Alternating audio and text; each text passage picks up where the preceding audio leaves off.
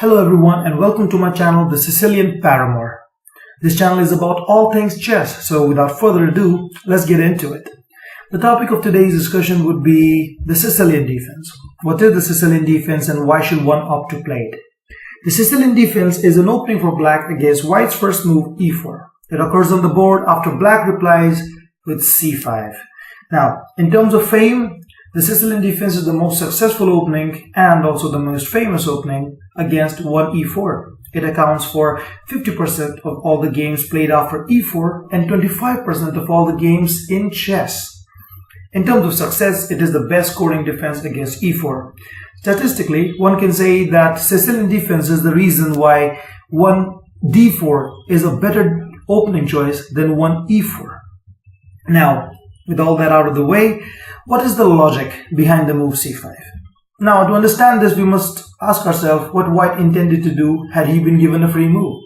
Say after e4, if white was allowed to play another move, he would have certainly played d4. Now, this move is not only the most logical, it is the best, because the two central pawns d4 and e4 control a lot of central squares. Also, they increase the mobility of the white pieces, as both the bishops and the queen have open diagonals, and this is a very comfortable position for white because he will be able to develop smoothly behind this pawn duo. So the move c5 directly prevents the occupation of d4. Why, should you ask? Why can't white play d4 now? Because after he does play d4, c takes d4, queen takes d4, and now knight c6. This is the problem. The knight gains a crucial tempo on the queen and white can forget about any opening advantage in this case. However, this is not the only move. There is another move that can directly prevent the move d4, and this is e5. Since the similar d4, e takes d4, queen takes d4, and knight c6 again gains a crucial tempo on the white queen, and white can again forget about any opening advantage here. Alright. So, after c5, what are white's replies? What can white do to prevent this strategy from black? Now, statistically, the most common move is the move knight f3, just preparing the d4 advance. However, one must understand that there are many other replies that white can play. Instead of knight f3, we have the c3, the Alpine variation, or also known as the c3 Sicilian. We have the direct d4, which is also known as the Smith-Morra gambit. We have knight c3, which is the closed Sicilian, and can also play f4, which is the Grand Prix attack. Apart from these, there are some minor sidelines such as b3, sometimes even a3. We can play b4, which is the wing gambit, and many other things that way.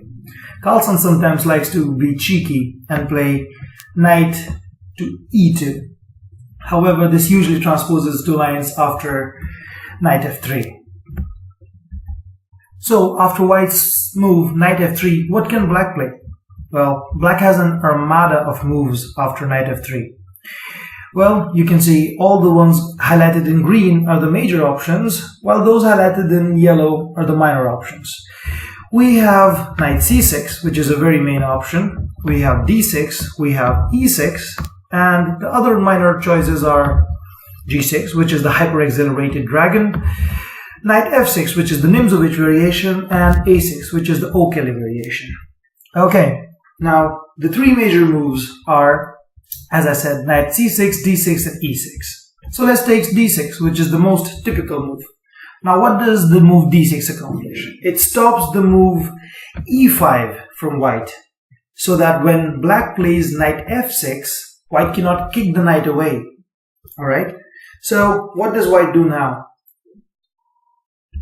White understands that direct occupation of d4 is just not possible without losing the pawn.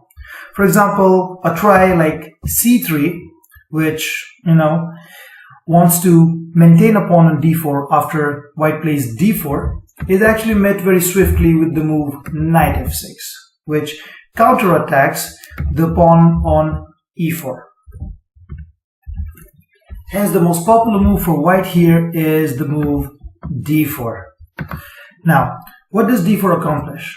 Well, black certainly has to take c takes d4, knight takes d4, and now we see the reason. White has a centralized knight and a pawn in the center, which confers him an advantage, an initiative advantage. Now, there is an advantage to black as well. He has the two central pawns. If in this very position white was given another move, he would have certainly played c4. This double protects the square d5 and is also known as the Marokci point. So this is a very dominating position for white. So what can black do to avoid it? Now, black usually plays here knight to f6, which counterattacks the pawn on e4. So white has no time to play c4 since the pawn on e4 will be lost.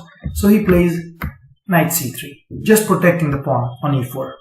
After this, black has a plethora of options, which includes a6, which is the Najdorf, e6 with the Scheveningen, g6 with the dragon, and also knight c6, which is the classical Sicilian.